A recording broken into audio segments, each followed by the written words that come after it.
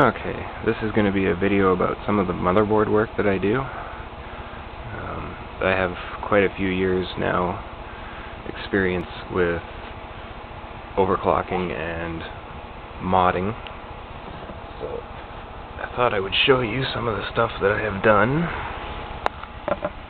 Don't really have any projects on the go at the moment, but I know I will. Actually, this is one of the on-the-go projects.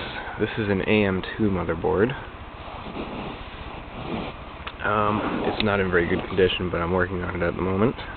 It's got a couple blown caps. Anyway, I was basically just going to point out to you in this video the main things to take care of when overclocking and what to check for. So when you're overclocking, there's usually two different ways to do it.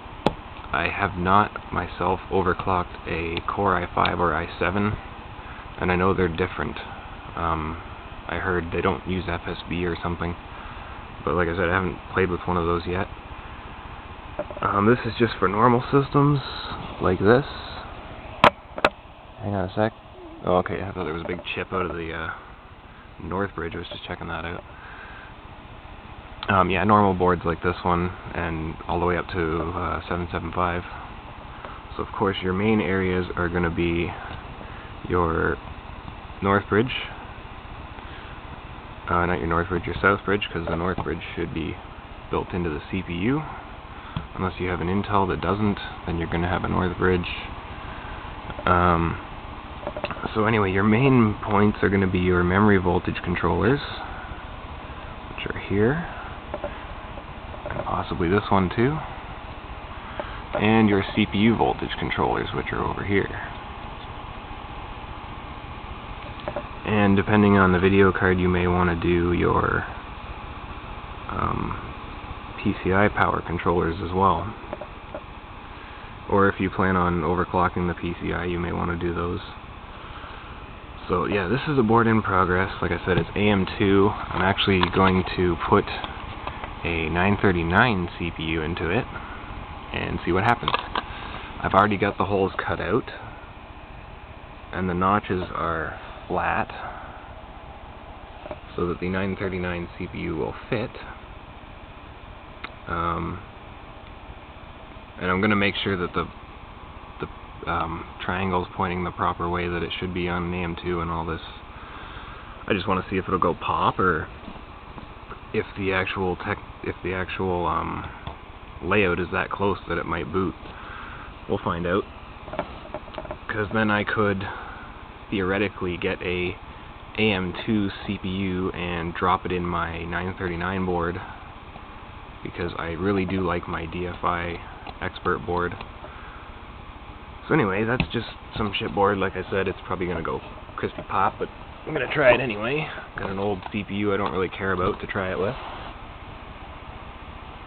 And here is one of the P4 boards that hasn't really needed doing. The only thing I really changed on this is the Northbridge heatsink, and I also added a Southbridge heatsink. But as you'll see on the next board, that is exactly the same. Both of these boards work. As you can see, the power rails on this one have not been done, nor have the video power rails, and these Asus boards are really bad for these video chips going and the Southbridge. So that's one of them. And here is the one that's been done. As you can see, that is the stock Northbridge. I sanded it down, put on some good heat paste, it was good enough. There's a nice Southbridge cooler. As you can see, the AGP chips have also been done, as well as the power management chips for the CPU. All individually done. I don't recommend doing them in one piece, because of course when things heat up they like to expand, and if you have one big heatsink held on with glue, it will try to expand and probably crack the glue and they will come off. But as you can see, these are all attached very well, individually cut to fit. Almost looks like a pro job. So anyway, that's some of the stuff I do. That is not necessary.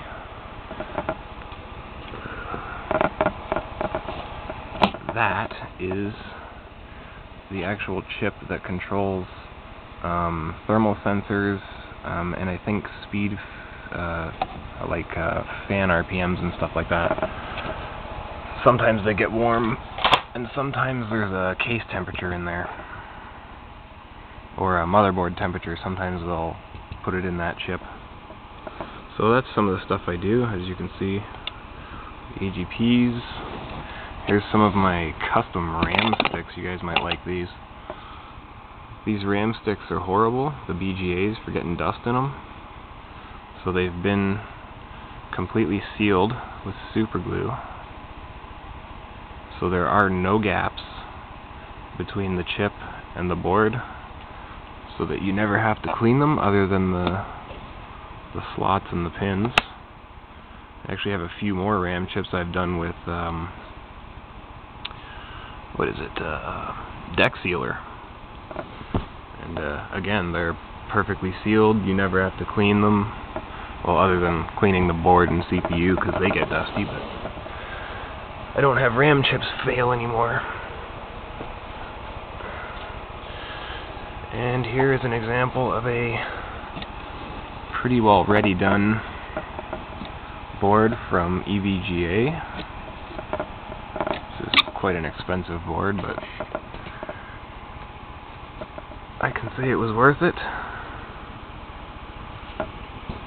I did check this board for hot spots and I didn't find any. The linked cooler I don't like because it's heat pipe from there all the way up. It's actually a bad design. I think I'm going to cut it there so that this piece is on its own and doing its own thing. And then I will leave these two connected from Southbridge to Northbridge because that's where the big fan is. Or I might chop it right here and actually give the Northbridge a decent sized cooler. One of my custom blocks with a custom mount. Those screws don't do anything, they're just for holding the fan in place. So they're not actually doing anything. So that's one of my boards with some Corsair RAM in it, some XMS. So that's it for the boards. Well, I do have 3 other systems. We'll get to those in part 2, and then I'll move on to the video cards.